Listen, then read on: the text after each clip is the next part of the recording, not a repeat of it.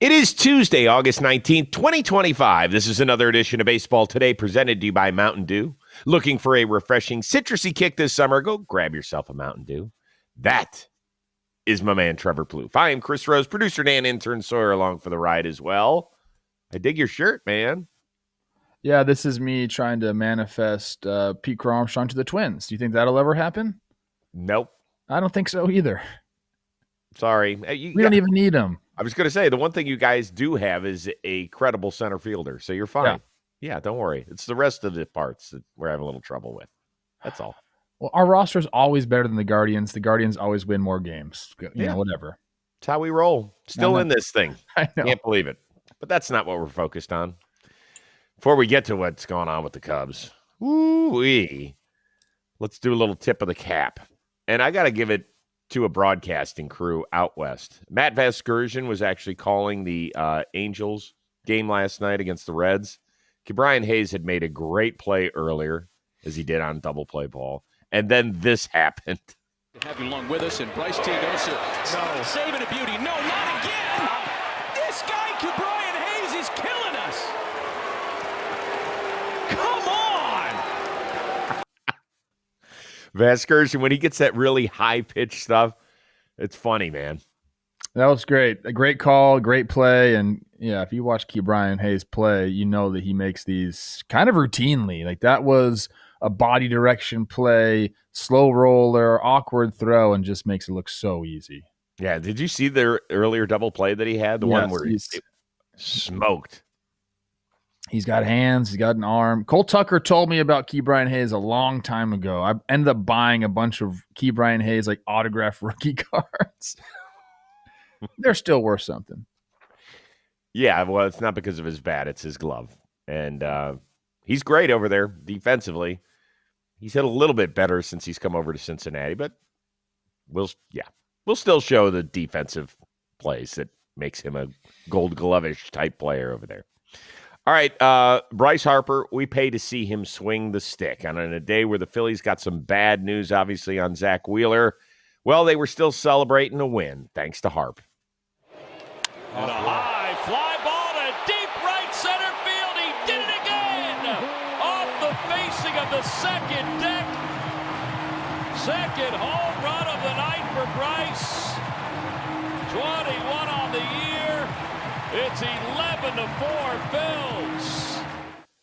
So Harper hadn't hit a home run of more than 440 feet since 2023, and then he did it twice in 2 innings, I think. When he's going right, man, with that swing, it looks so good.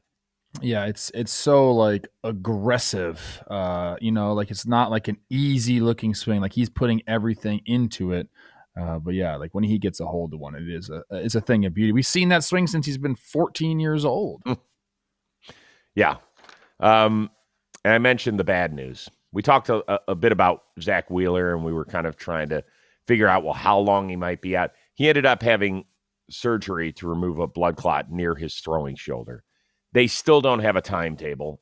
That does not sound like he's coming back anytime soon, if at all this year. We're not going to play the role of doctor, but it doesn't sound great. I think the big question is, if he is not available when they need him most, does that put even more pressure on Bryce Harper, in your opinion? I guess, yeah, you could say like, look, this guy steps out, so you have to step up. I understand. That doesn't mean Bryce is going to like all of a sudden start trying harder or doing anything differently. He's going to just continue to be himself. And in fact, I think a lot of times, Bryce doesn't ever want a guy like Zach Wheeler, on the IL with something like this. But there are times that, yeah, if you're the unquestioned leader of the team, like you have to step up in times like this. It's not just him. Obviously, the pitching staff needs to step up. Ranger Suarez did a great job last night, but they're going to have to win games like this. They gave up some runs at the end of the game, so end up seeming closer than it was, but they might have to win some slug-offs, some 12-7 type games in the playoffs, and if they're going to do that, then yeah, Bryce has to be right in the middle of it. But I don't think he's looking at like, hey, I got to put more pressure on myself. I got to be the guy to do it. But it might end up being that way. And I think every single guy in that lineup understands that they might have to, if they want to go deep in the playoffs and say Wheeler's completely gone from that, which we hope he isn't. I mean, like you said, we don't really know what that all entails. It seems to me like a surgery to have a blood clot removed maybe isn't that big of a deal. But I am not a doctor. Maybe it's a huge deal. I don't know. But these guys understand that, yes, there are going to be days in the postseason where they're just going to have to mash and outslug everybody, and they have the lineup to do it. So, again, I don't think it's going to cause any of them to do something different with the routine or try harder or anything like that. But I think they might relish the fact that, yeah, hey, our offense might have to step up and be the reason we win games. I mean, whether or not – it doesn't feel like there could ever be more pressure on Bryce Harper than there already is, right? I mean, he's you mentioned it. We've seen that swing since he was 14 years old. He's the undisputed first pick of the Washington Nationals a year after Steven Strasburg comes around. Those two guys are supposed to carry the team. They did. They got him to unprecedented heights. Harper leaves. First year he's gone. Washington wins the World Series. That is something that is always going to hang over Bryce Harper's head until he kisses the trophy, which he nearly did a couple of years ago, but they ended up losing in 6 games to Houston. You know me. I'm a huge Harper head. I love watching him. I love the way that he carries himself. Love everything about it. But I think if you were to hook him up to a lie detector test and say if there's more pressure on him today than there was a week ago when Zach Wheeler was seemingly healthy, he'd answer yes, because there is. There just is. If this team fails, we are all going to be looking in Bryce Harper's direction unless he has like a Barry Bonds 2002 postseason run where he just did everything and the Giants still came up short.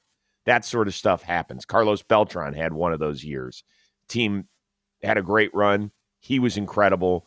Got the huge deal with the Mets. You couldn't have pointed to one thing Carlos Beltran did. So unless Harper has one of those enormous individual 3-week runs, then we're all going to look at him and say, well, still haven't done it. Don't you think that that lineup is so star-studded that it doesn't all fall on Bryce, though? No. We're talking about you don't? Nope. There's not one other nobody's going to look at that team and say, well, why didn't Alec Baum or Bryson Stott or even Nick Castellanos, who's a 9-figure guy, get it? Maybe Schwarber, but I don't think so, because Schwarber can always fall back on 2016. Yeah, I just think that it's unfair to do that when this is a team built of superstars. Like Trey Turner's a superstar, Kyle Schwarber's a superstar, JT Realmuto's a superstar, Nick Castellanos, argue what you want, but this guy is, maybe not a superstar, but he's a damn good hitter, and he hasn't really carried his weight this year. I just think there's enough in that lineup where it doesn't all fall on Bryce.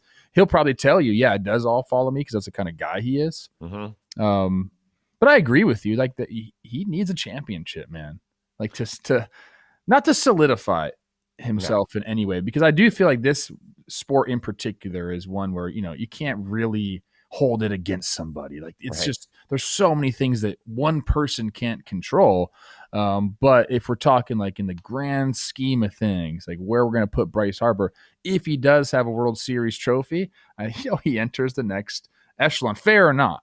That's just how we see things. And by the way, I'm not saying that I would look at him differently. I think that I think most of the world would say, well, Bryce Harper didn't get it done again.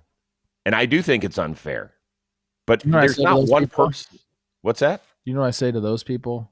What? Just like, yeah, oh, easy. Yeah, kind of. Come on, man. Like, if you know the sport, you know that it's so beyond his control. As you well know, that's not the way it works. Every sport has it where it's squarely focused on stars or quarterbacks or coaches, and that's it.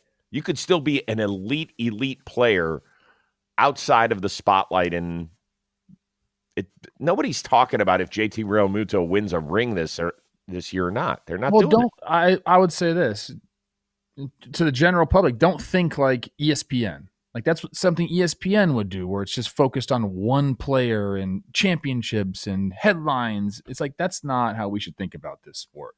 Dude, that's the way sports works. I mean, look at so I've been calling the Cleveland Browns preseason games. All they want to talk about is the battle between the third and fourth quarterback. That's it. Why? Because one of them's a superstar. It's because it's clickbait. But click. I get it. Let's be better than that as a society. Come on, people. Let's But that's rally not together. how it works anymore. It's just not how it works. I think it is. I would look.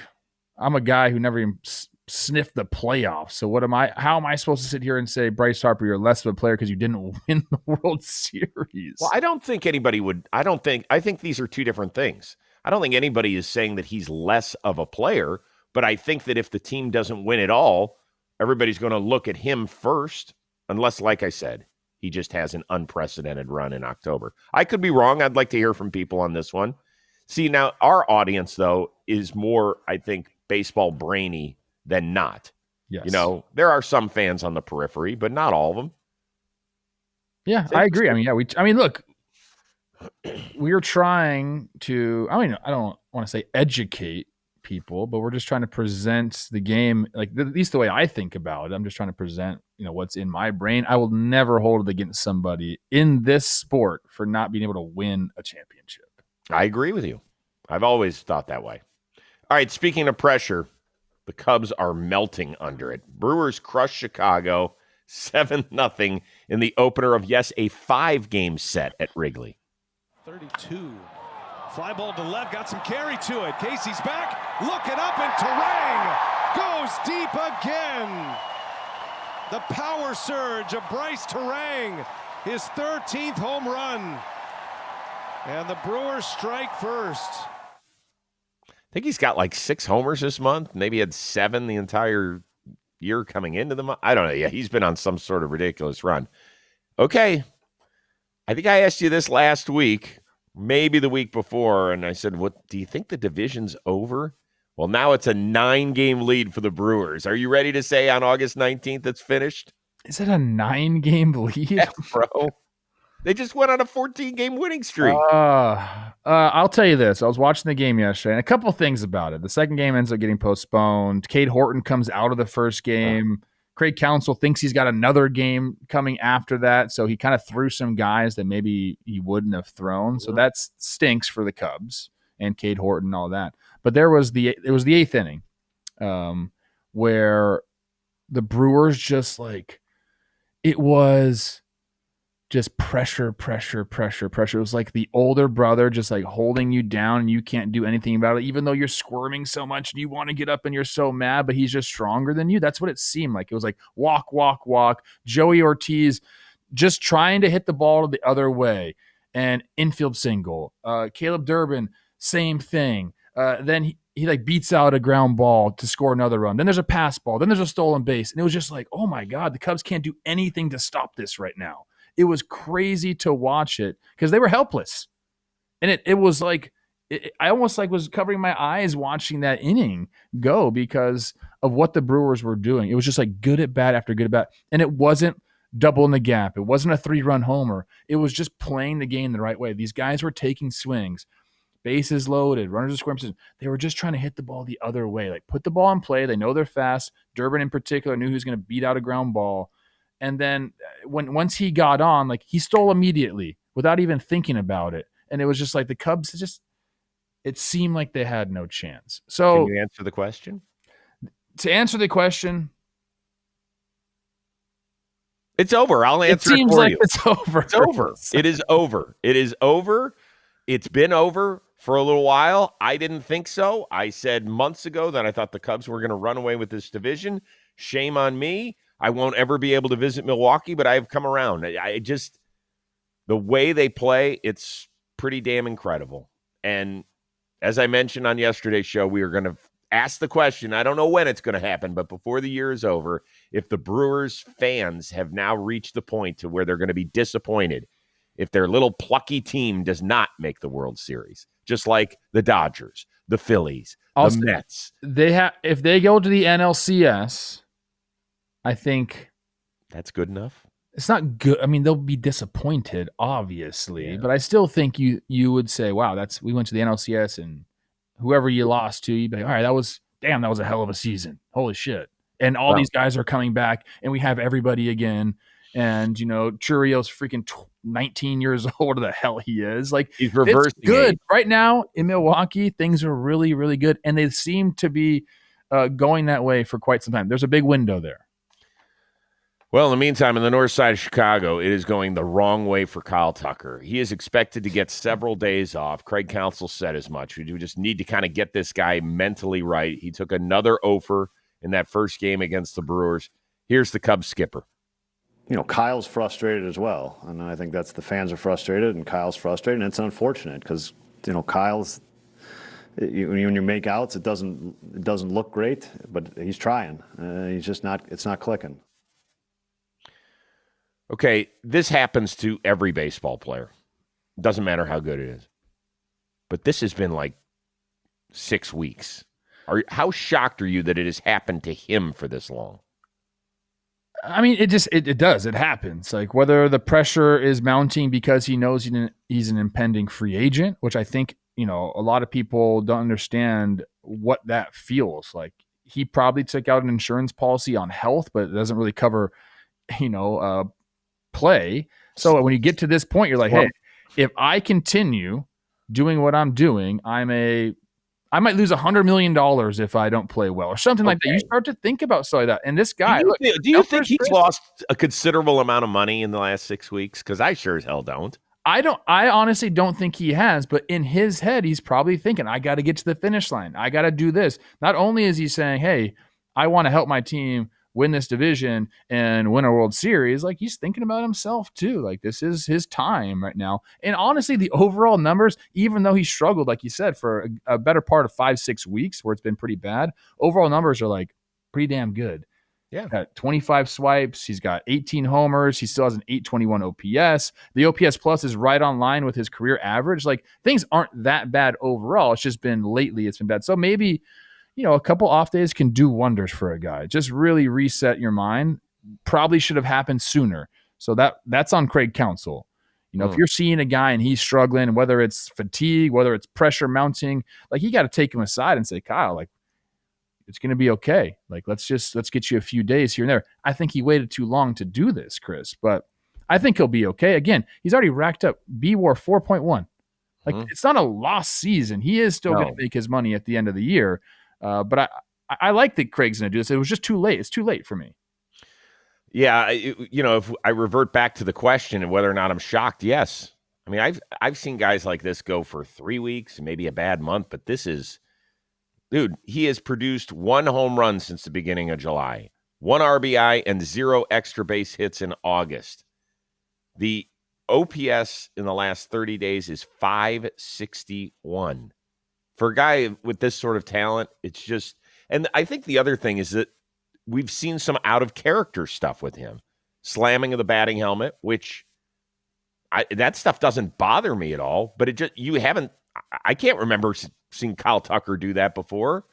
Yeah, because things are usually going really well. Right, exactly. And then the other day where he didn't exactly run it out and the booze cascaded down on him. Like this, it just feels like this is new stuff because as great as Kyle Tucker was in Houston, he was never the guy we focused on. Even though we should have been because of his talent, he was never the dude, right? The last couple of years it's been Yordan. They've always had Altuve during this run. Before that, you had Carlos Correa. George Springer was a bigger personality. Tucker just went out and kicked ass and didn't say shit. But now he is the focal point, and everybody in Chicago, not just Kyle Tucker because of the impending free agency, but everybody in Chicago is feeling this in part because of who they gave up. The amount of controllable years that they gave up in that 3-for-1 trade is something that if the Cubs do not re-sign him, they're going to be looking at, and it could haunt them for years. Yeah, I mean, I don't think Cubs fans are really thinking about who they gave up. They're just focused on, is this guy going to bring us to the promised land? Oh, I know, for now, but I'm saying that if he doesn't re-sign, it's going to be the narrative that'll continue. It could be if those guys end up being like, really good players. Dude, they're hanging on for dear life. I haven't even checked. I want to see what the wild card standings are in the National League where the Cubs are with this. You want them right now? They are 4 games up in the wild card. Yeah, so they're 5 up on Cincinnati, who is the closest team that doesn't. They would really have to fall off. My God, if the Cubs don't make the playoffs. I mean, wasn't it a month ago we were asking, boy, how serious a contender is this team? Like they're a move or two away at the trade deadline, and it just has kind of gone the wrong direction. But a lot of that credit goes to the Milwaukee Brewers. It just will, in my opinion. Well, with bold flavors and a refreshing citrus kick, Mountain Dew is perfect for any occasion. And so we want to give them a big old shout out for helping us out with today's episode. I know summertime is running out. You still got a handful of maybe beach days or boat days or on the golf court days or ballpark days or anything in between. We just had floorball season 4 that wrapped up, and we're at the warehouse. Dalton is like the commissioner of Mountain Dew. So we've got Blitzball Battle 7 coming up in a few weeks. We're going to be doing that as well. So it's days and days of Mountain Dew. So whatever you're doing, whether you're having a blitzball tournament, warehouse games, on the beach, hitting a 4-iron, taking a long drive, chilling with friends, going camping, I don't care. Whatever it is, it's always the perfect time to pair entertainment and a refreshing citrus kick of Mountain Dew. So if that's what you're looking for, go grab yourself a Mountain Dew. It'll make your great days even better. All right. Interesting stuff going on out west with the Arizona Diamondbacks and Ketel Marte. Several reports out there, one by the Arizona Republic, one by Bob Nightingale, said that teammates have been upset with the all-star second baseman in recent years because he takes a lot of days off. Now, Marte has said those are planned to keep myself healthy. It's kind of like, I suppose, preventative medicine, if you will. Then there was the issue at the All-Star game. He played in Atlanta, went to the Dominican Republic, had his house broken into in Arizona, stayed a couple extra days, missed some games on the back end, including his bobblehead day back home in a series against the St. Louis Cardinals. Well, finally, Marte stepped in front of the mic with the aid of a translator and answered the questions. Initially, the intent was to come back on Thursday and be with his team and practice. He wants to publicly apologize for not backing that up. I mean, he obviously, due to the circumstance of the situation, he got frustrated and wasn't in a bad spot. I know there's an elephant in the room, and I'll just say what I want to say about it. I know that Ketel talked to you guys, and I'm proud of him for doing that. That's not easy for him to do. And I know he showed some vulnerability. And I'm really proud of him for digging in the way that he did. All right, so that last soundbite was from their skipper, Torey Lovello, who added that case is closed. We've moved on. Is it over? Yeah, I mean, I honestly don't even know what the big deal is here and who are these. The thing is, when you have these reports saying some teammates, who are the teammates? Because there's some guys out there that are like just earmuffs. Dickheads. Like, I don't know. Like, it seems to me like Ketel Marte has the support of, at least Perdomo has come out and said something. He's got the support of his skipper. I'm looking at his game logs right now. There's nothing like super glaring about it. By the way, the year he's having, oh my God. He's having a great year. 53 walks, 56 strikeouts, 948 OPS. Like, he's having a great year. Those 3 games he missed, they ended up sweeping who did they play? The Cardinals? Yeah. Mm-hmm. They did. Should he have missed those games? No. Would I have said, hey, man, like, you didn't need to go to your home in the Dominican? Like, other people can handle that. We're trying to be like, we're trying to go win this or be in the wild card. Probably I would have said something to him. But at the end of the day, it's over, and I don't think that's that big of a deal. Sometimes you make a decision. It might be a wrong decision. But I think this, to me, unless I'm completely missing the mark here, seems like a non-story, maybe a few bitter ex-teammates or teammates. It happens. I don't think there's anything really going on here. That's, and the next question you're going to ask me is his time running out in Arizona? That'd be crazy if they traded him. Well, they just extended him, right? They just gave him a $106 million extension, and next year he becomes a 10-5 guy. So if they're going to move him, they would have to move him in the offseason, and I wonder if they won't. I think sometimes and people say, well, why don't they ever tell us who said it? This has been going on for decades, whether you like it or don't, whether you think it's right or wrong. Anonymous sources have been a part of journalism for as long as there has ever been pen and paper. That's just the way it goes. People feel more comfortable. Hey, don't mention my name, but this is how it goes. So we don't know who in the locker room said it. It might bother some big names on the team. It might bother the 26th player on the team. I would imagine it would ruffle a few feathers because they went back to a game late last year where he said, I need a day off. They were fighting for a wild card berth. They ended up missing out, I believe, by a game. Who knows if his presence would have had any impact on them making it or not making it? He is like baseball's version of Kawhi Leonard. And for people that aren't NBA fans, he, of course, is the superstar for the Clippers who plays about 50 regular season games a year out of 82. He is on some sort of load management, and it feels like Ketel Marte is on that. He's missed 33 games this year. He's had a ton of soft tissue injuries over the years. I'm not talking about getting hit by a pitch and breaking a bone. I'm talking about things that he misses games here and there, and he says this is fully planned out with the authorization of the organization. So maybe this is it. This is a bigger issue. You need a guy who's this productive out there 150 games, not 130. I don't know, Chris. If it's a plan with the organization, then I feel like he's doing exactly what he's supposed to. And I don't know. I understand anonymous sources. Mm-hmm. But in a clubhouse, it's just different than real life. You should go talk to the person yourself Bingo. rather than go talk to a reporter. You don't need what there is nothing good is going to come of you going and talking to a reporter anonymously. Something good might happen if you go talk to Ketel yourself. So it's, to me, I'm out on it. I understand, like, in other scenarios in the world, anonymous sources may have their place. I don't think it's in the clubhouse. Yeah, I don't think it's healthy in this case. I would agree with you. Like, this feels like something that could have been taken care of. There are times Chris, a clubhouse is full of just crazy different personalities, and it needs to somehow find a way to all meld together. Mm-hmm. So, like, be the glue. Don't be the guy that's running and talking to reporters about, hey, you know this happened? Like, I hate that stuff, man. Well, can we give some credit to Perdomo the other day when he went and stepped in front of the microphone at 25 years old and says, I hate this BS that we're reading about. That is not who he is. He's a guy who just wants to win. Like, I thought that was very, very impressive, but I've always been impressed by that kid. And when they signed him to whatever it was, a $45 million extension, you always heard he is top of the line as far as human being. And he's a great player on top of it. He's a really, really good baseball player. Sheesh. But that enough earned him his paycheck.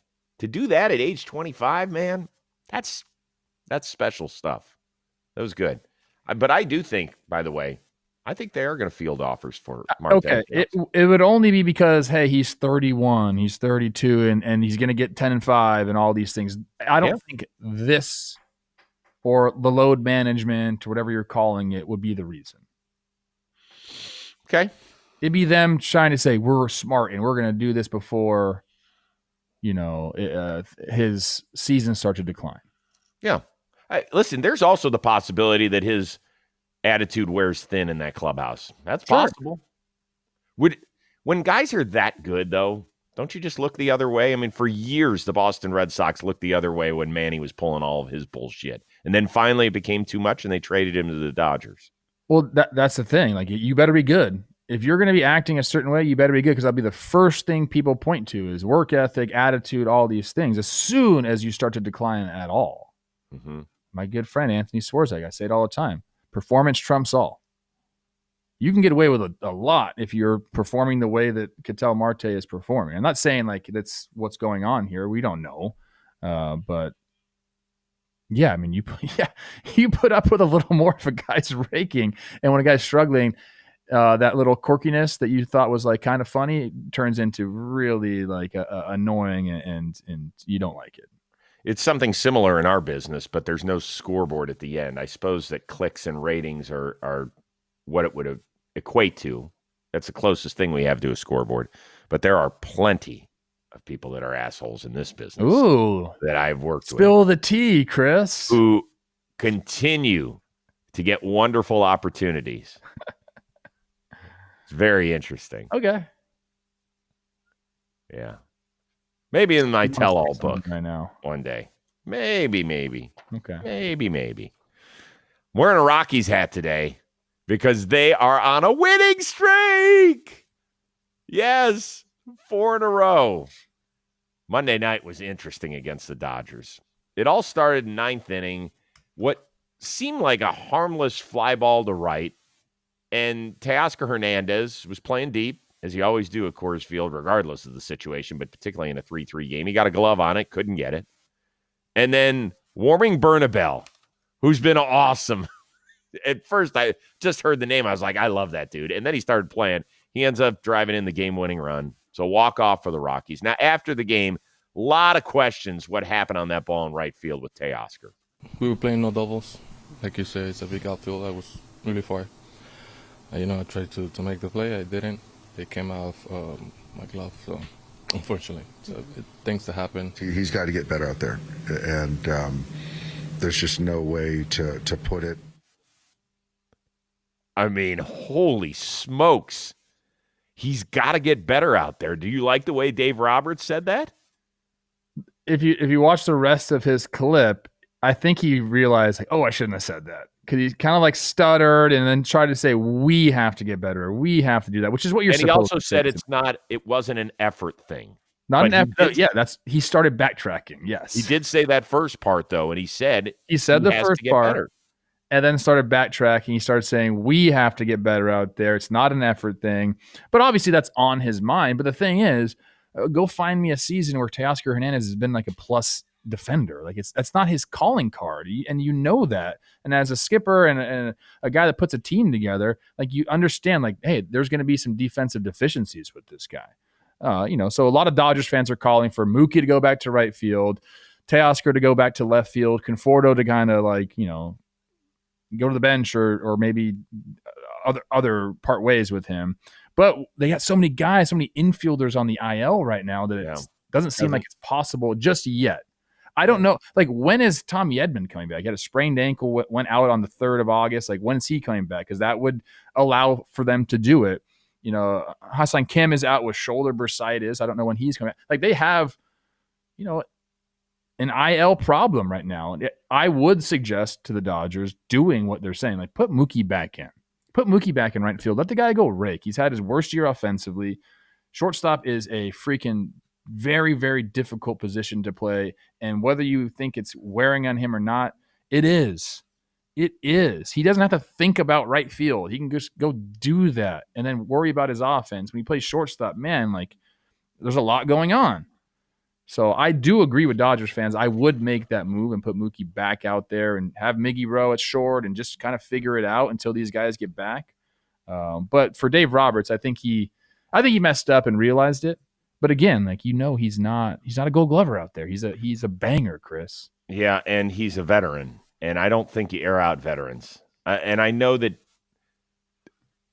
I think if Dave had to do it all over again, because he's so measured in front of a microphone. I mean, it's really one of his best traits. It's part of the reason that they're paying him $8 million a year. Like, he is very good. He is very good at messaging. He's very good at not laying blame. Now, let's remember, within the last 3 weeks, we have had the discussion about whether or not Aaron Boone's been too soft on Anthony Volpe. He will never criticize him publicly. And Anthony Volpe is nowhere close to the player that Teoscar Hernandez has been over the years. Nowhere close. So the fact that he took out a veteran publicly, that is a veteran-laden clubhouse. That is a championship clubhouse. You have to imagine that players heard it, and they're like, whoa, Skip, come on now. I guarantee Dave Roberts already went and talked to Teoscar and said, man, I slipped up. I shouldn't have said what I said. I meant to say we. I said he. Like, that's just it. If he says we got to be better out there, no one's batting an eye. 1,000%. So he just messed up a letter. We and he. Come on, Dave. Yeah, but he meant he. He meant he, of course. And Teoscar knows that. And that honestly wasn't that easy of a play. Are guys going to make that play? Some guys, of course. Well, but he is playing no doubles. And I've seen, dude, I know they go there more than other teams. But whenever the Twins go to Colorado, they don't know how to play the outfield there. It's just different. Like, the ball is just different. You feel like you need when you take a few fly balls out there, you're always one step like further away from it than you think. So maybe right there he was like, all right, I got to stay back because the ball's going to come to me, and then it wasn't. Like, it's a difficult place to play outfield. So, like, look, it wasn't. Was it a? Could he have made the catch? Sure, but like, it's just not an easy place to play. And there was a play earlier in the game too. Yeah, I know that. It's again, I got pointed to. Like, find me a year where he's been a positive defensive. No, he's not. Yeah, and it also, I think it's been frustrating because he just hasn't been as good offensively either. Exactly. And that's the other thing. And so fans are frustrated, and how quickly they forget, because that was a man that was in tears the day that they celebrated their championship parade in the stadium. Do you remember that? Yes. Free agent to be. He's been great. Crying. People love him. Crying on stage. People loved him. They brought him back on a 3-year, $66 million deal, and they were like, hell yes, this is it. Well, now here we are 4+ months into the season, and everybody's MFing him because he's not exactly Roberto Clemente in right field. Like, come on. Shout out Roberto Clemente. Hell yes. Go look it up if you want to see how you want to see a bad man play the outfield. How many spin career that hits? stuff up on YouTube, please. How many career hits? 3,000 exactly. On the dot, baby.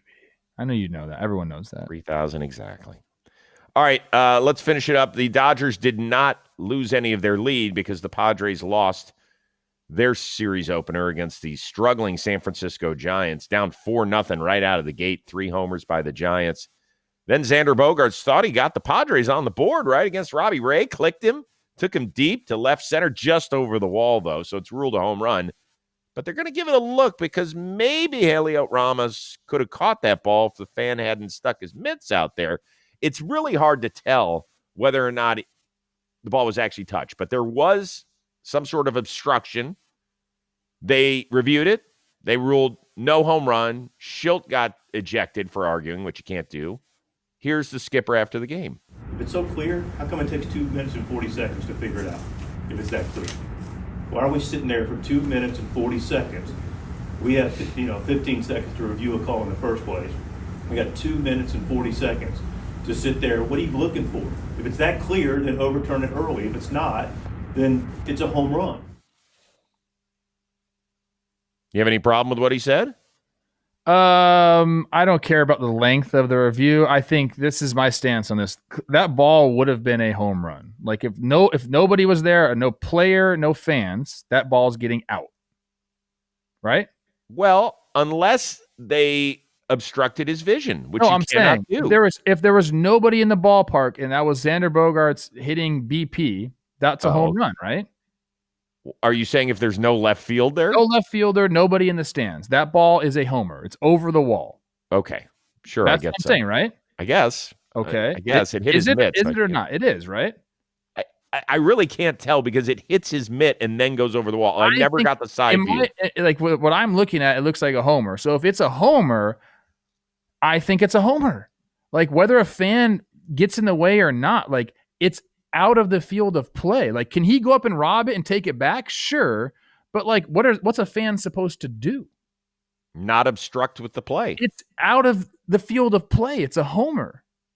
But so don't have a small little wall like that then. Like that, if you're going to have a wall that people can go up and rob, you understand the fans might get in the way. If it's a home run, it's a home run. That's my opinion. If it's out of the field of play and a fan touches it, okay, it was a homer. That's my so you take. Want to see them? You can disagree if you want. You want them to change the rule?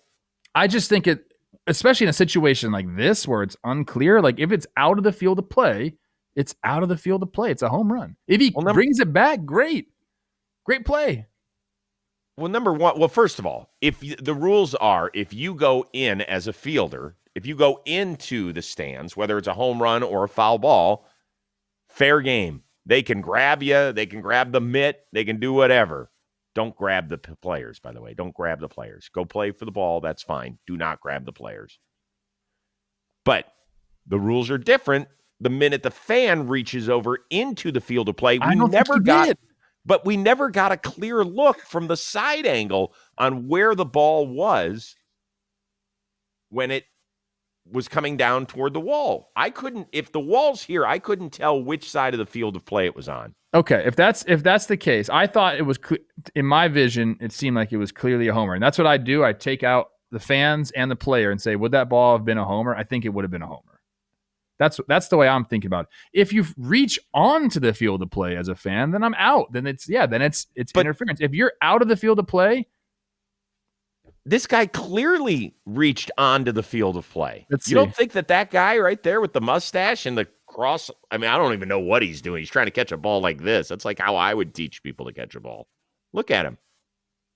You don't think he's on the field? That's the field of play or not? It's way up. He didn't reach under the wall. No, he did not. I don't know, man. I think it's a homer. I mean, that's my overall take is I think it's a homer. We need all of our umpire crew and our review team to leave a comment on what exactly happened. I wish we had gotten the shot on the wall, like down Is the there line a of the shot? wall. I mean, gosh, there's cameras everywhere in every stadium, but I don't know if there's one just on the wall. Be a see great one? angle. I never saw one. I think it's a homer. By the way, what was the final score? 4-3 Giants.